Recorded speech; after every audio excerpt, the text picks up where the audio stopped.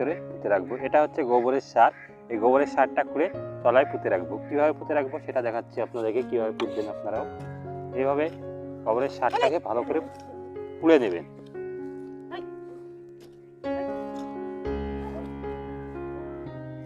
বস্তাটা যতটা জায়গা লাগবে আপনারা সেইভাবে খুঁড়ে নেবেন।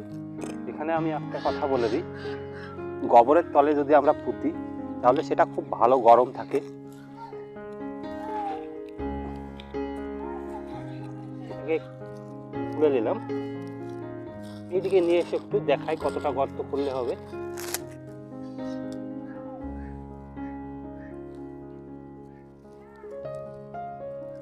মোটামুটি আপনার 1 ফুট থেকে 1.5 ফুট গর্ত করলেই হবে। এটাকে আমরা এইভাবে পুঁতে রাখবো ভিতরে, ভালো করে পুঁতে মাটি দিয়ে, এইভাবে মাটি দিয়ে